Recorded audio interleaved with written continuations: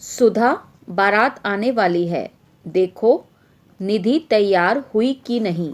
हर्ष ने सुधा को आवाज लगाते हुए कहा। सुधा का दिल यह सोचकर बहुत ही जोरों से धड़कने लगा कि अब मेरी निधि मुझसे दूर हो जाएगी। सुधा निधि को लेने उसके कमरे की तरफ बढ़ी। निधि को दुल्हन के रूप में देखकर वो एक पल को वहीं दरवाजे की ओट में खड़ी हो गई। सुधा अपने अतीत की यादों में खो गई। उसकी यादों का कारवां बरसों पहले जहां पहुंचा था। नंदिनी और सुधा बहुत ही पक्की दोस्त थी और हो भी क्यों ना बचपन की दोस्त जो थी। जिस शाम सुधा की एंगेजमेंट थी, उसी शाम जब नंदिनी सुधा के घर अपने पति हर्ष के साथ आ रही थी, तभी उनकी गाड़ी का बहुत ही भयानक एक्सीडेंट हो गया, जिसमें नंदिनी चल बसी और पीछे छोड़ गई अपनी हंसती खेलती दुनिया। नंदिनी के 2 बच्चे थे, विशाल और निधि। दोनों बहुत ही छोटे थे। नंदिनी की मौत के बाद परिवार वालों ने हर्ष से दूसरी शादी का दबाव डाला। जब सुधा को इस बात का पता चला तो उसने बिना आनाकानी किए हर्ष से शादी के लिए हामी भर दी, क्योंकि नंदिनी की असमय मौत के बाद उसे सबसे अधिक चिंता उनके दोनों बच्चों निधि और विशाल के भविष्य की थी। नई नई दुल्हन बनकर आई थी सुधा। अचानक ही उसकी जिंदगी में सब कुछ बदल गया। जिस शख्स को अब तक अपने दोस्त के पति के रूप में देखती थी, अब वो उसकी पत्नी बन चुकी थी, क्योंकि बच्चे बहुत ही छोटे थे और पहले से ही सुधा से घुले मिले थे, तो उन्हें भी उसे अपनी माँ के रूप में आसानी से स्वीकार कर पाए। दूसरी तरफ हर्ष का भी वो बहुत सम्मान करती थी। समय बीतता रहा, बच्चों के साथ सुधा खुद भी बच्ची बन जाया करती थी और खेल खेल में उन्हें कई बातें सिखाने में कामयाब हो जाती थी। लेकिन इतना कुछ करने पर भी बात बात पर उसे सौतेली माँ का तमगा पहना दिया जाता था। अगर बच्चों को चोट लग जाती तो पड़ोसी कहते, बेचारे बिन माँ के बच्चे हैं, सौतेली माँ कहाँ इतना ख्याल रखती है। इसी तरह के ताने सुनने की आदी हो चुकी थी सुधा। लेकिन सबसे ज़्यादा तकलीफ तब होती है जब अपना ही कोई इस दर्द को इतना बढ़ा देता है। चाहे बच्चों का जन्मदिन हो या कोई अचीवमेंट, हर बार घर के करीबी रिश्तेदार ये कहने के पीछे नहीं हटते थे कि आज इनकी माँ जिंदा होती तो कितनी खुश होती।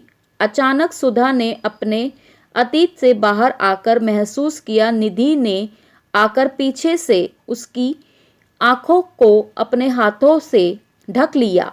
सुधा ने बिना उसके कहने पहचान लिया, वो निधि है। उसने कहा, तैयार हो गई मेरी राजकुमारी?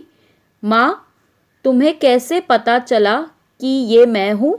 निधि के हैरान होकर पूछा। बेटा, तुम्हारी खुशबू मैं अच्छी तरह से पहचानती हूँ। तुम्हारा एहसास, तुम्हारा स्पर्श, सब कुछ मुझसे बेहतर कौन समझ सकता है। आखिर माँ हूँ मैं तुम्हारी। सुधा ने निधि का हाथ थामकर कहा। क्या हुआ माँ, तुम कुछ परेशान लग रही हो? कोई बात है क्या? किसी ने कुछ कहा? निधि ने सुधा के गले लगकर पूछा। सुधा ने आंखों में आंसू भरकर कहा, निधि, मैं सही हूँ ना? क्या मेरी परवरिश में तुम्हें कोई कमी तो नहीं लगी? अगर मेरे प्यार में कोई कमी हो रही है तो मुझे माफ़ कर देना। तुमसे ही मैं ममता की गहराई जान पाई हूँ। तुम्हें ऐसा मत सोचो, निधि ने माँ के गले लगते हुए कहा। सुधा ने निधि के सर पर हाथ फेरते हुए कहा, चलो अब नीचे चलें, बारात आ गई है और उनको इंतज़ार कराना ठीक नहीं। वो हंसते हुए बोली। निधि के मन तो तूफान उमड़ रहा था। सुधा के आंसुओं ने उसे अंदर तक झंझोर कर रख दिया था। वो जान चुकी थी उसकी माँ के मन में क्या उधेड़ बुन चल रही है, पर उसने अपने आप को शांत किया और सुधा के साथ नीचे आ गई। शादी की सारी रस्में पूरी हो चुकी थी। अब विदाई का समय आ चुका था। निधि अपने परिवार वालों के गले लगकर बहुत रोई। फिर जब वो अपनी माँ के गले लगी, तभी पीछे से किसी ने कहा, आज अगर निधि की सगी माँ जिंदा होती तो वो बहुत खुश होती। बस फिर क्या था, निधि तो जैसे इसी मौके का इंतज़ार में थी। उसने कहा, यह क्या सगी माँ लगा रखा है। हमने जब से होश संभाला है इन्हीं को ही देखा है, इन्हीं को ही पाया है। हर कदम पर साए की तरह इन्होंने ही जिंदगी की धूप से हमें बचाया, अपनी नींदें कुर्बान करके हमें रात भर थपकी देकर सुलाया। फिर भी हर खुशी के मौके पर यहाँ आंसू बहाए जाते हैं कि आज हमारी सगी माँ होती तो ऐसा होता, वैसा होता। आज इतने बरसों बाद जब मैं पीछे पलटकर देखती हूँ तो एक ही लफ्ज़ बार बार मेरे कानों में गूंजता है, सौतेली माँ। ताउम्र इस एक शब्द से जंग लड़ती आ रही है मेरी माँ। अब तो जैसे यह इनकी पहचान बन चुकी है। हर बार अग्नि परीक्षा, हर बात पर अपनी ममता साबित करना जैसे कोई अपराधी हो।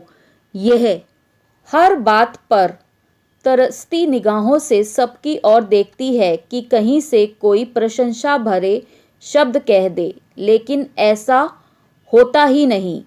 पूरे समाज में इन्हें कटघरे में खड़ा करके रख दिया गया है। पर क्यों दे ये सफाई, क्यों करे खुद को साबित। माँ सिर्फ माँ होती है, उसकी ममता सगी या सौतेली नहीं होती। लेकिन कौन समझता है इन भावनाओं को। 2 कौड़ी की भी कीमत नहीं है इनकी भावनाओं की। क्या आप भी जानते हैं कि अक्सर खुद से ही इस तरह के सवाल करती है जिनका जवाब किसी के पास नहीं होता। इसके बाद निधि रोते हुए सुधा के गले लग गई और बोली, माँ मुझे माफ़ कर दो। माँ तुमने जो किया उस पर मुझे बहुत ही ज़्यादा गर्व है।